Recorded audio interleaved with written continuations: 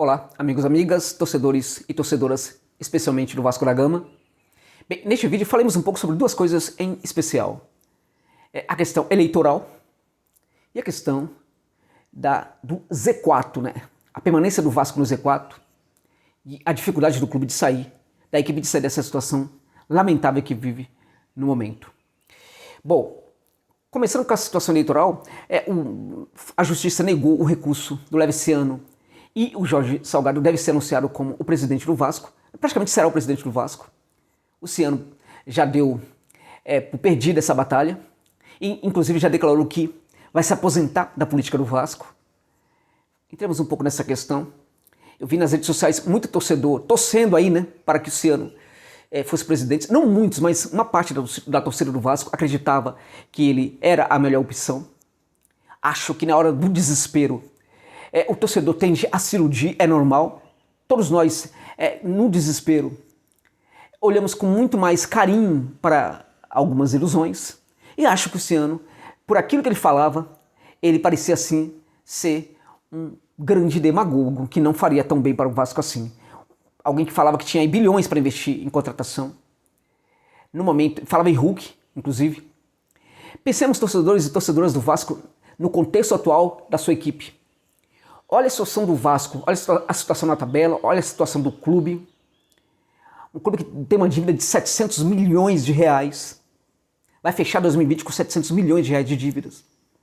No contexto desse, a equipe lutando para se manter na primeira divisão. Um candidato fala em trazer o Hulk, que é um jogador que tem muito mercado na periferia da Europa, e na periferia da Europa hoje há muitos clubes com dinheiro. Um jogador que tem mercado na China, um jogador que tem mercado no Oriente Médio, e inclusive aqui, em alguns clubes grandes do futebol do Brasil, inclusive no Vasco, em outro momento, inclusive no Vasco hoje, se o Vasco tivesse condição financeira para bancar este jogador, essa contratação. Ora, mas o Ciano colocaria dinheiro do bolso? Não acredite nunca nisso, torcedor, que um grande empresário vai tirar dinheiro do bolso dele para colocar no clube. Se o faz, ele pega de volta e pega com juros.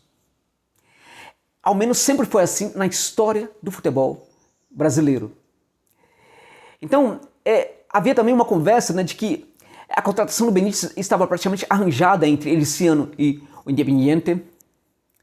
Eu tentei fazer uma consulta ao clube, tive informações bem confusas em relação a isso, mas eu cheguei inclusive a uma informação de alguém que não sabia quem era Ciano. Então a coisa realmente era muito complicada, o que ele falava era muito difícil de acontecer, e acho que neste momento o Vasco precisa de muita ponderação. O novo presidente precisa olhar para a dívida, olhar para a situação da equipe, olhar para o clube e ver o que é possível fazer neste momento para sair dessa situação. Importa muito também se mirar no exemplo de alguns clubes na América Latina que saíram das crises nos seus momentos difíceis e mesmo alguns que ficaram em uma situação ainda pior. O Deportivo Quito, eu fiz um vídeo aqui nesse canal falando do Deportivo Quito, que é um clube grande do futebol do Equador que praticamente está deixando de existir por causa de dívidas. As grandes dívidas no futebol moderno, elas precisam ser pagas. Não é mais possível que um clube fique com grandes dívidas. Isso está cada vez mais impraticável. A FIFA está chegando nesses clubes, exigindo que os pagamentos sejam feitos. Então não é possível que um clube como o Vasco tenha 700 milhões de dívida. Não dá para respirar. Não é possível, não dá para pagar, inclusive, os funcionários do clube. Que, aliás, foi muito o que aconteceu em 2020. Então como é que o Vasco pode fazer? Como é que o presidente pode pensar na solução, na saída do Vasco, na recuperação do Vasco? O presidente precisa olhar para algo que dá certo no Vasco, que é a sua canteira, as suas divisões de base. Para quem não sabe, o Vasco tem um trabalho espetacular na base, né, na qual existem profissionais extremamente comprometidos, pessoas que têm o Vasco no sangue, além de serem grandes profissionais. E essa canteira do Vasco só não oferece para a equipe de cima melhores jogadores, mais jogadores ainda, porque eles trabalham no limite. E é justamente na canteira que o presidente precisa investir para tirar melhores frutos de um trabalho que já é muito bom.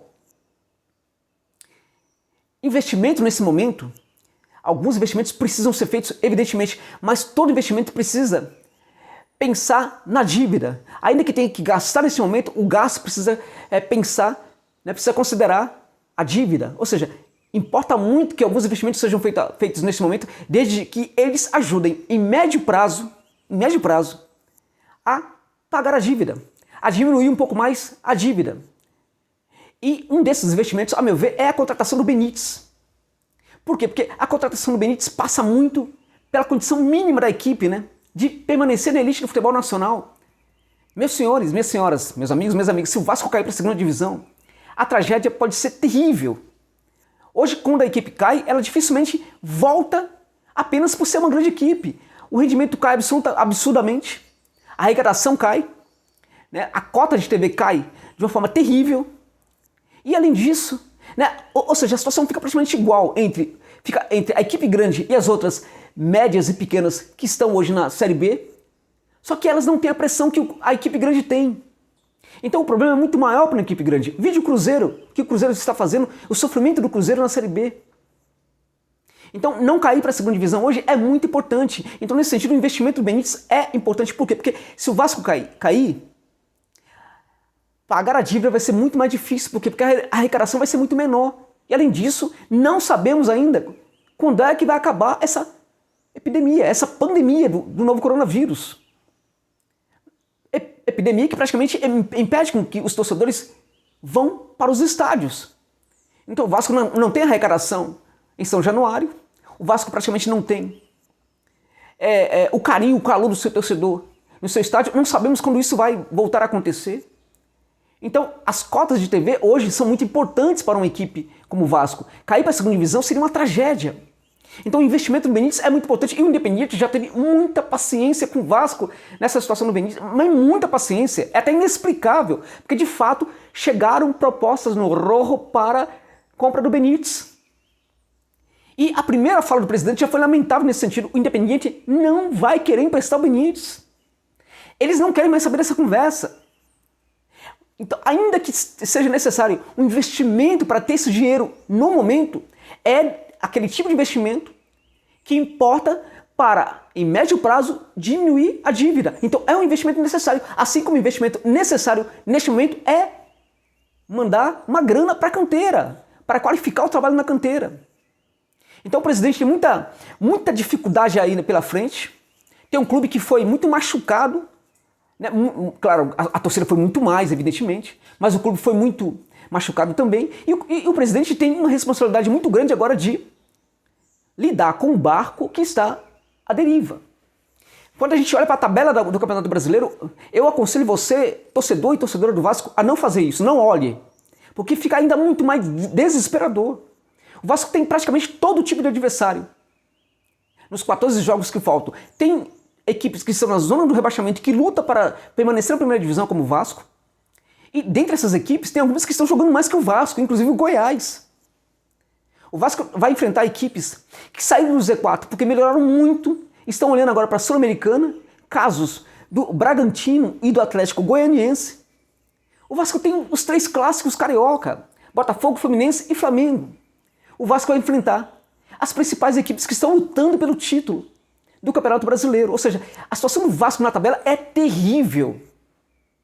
E a equipe precisa sim de tranquilidade, precisa jogar melhor. E o novo presidente vai ter que chamar o Sapinto e fazer uma cobrança sobre esse técnico, porque o trabalho dele é lamentável.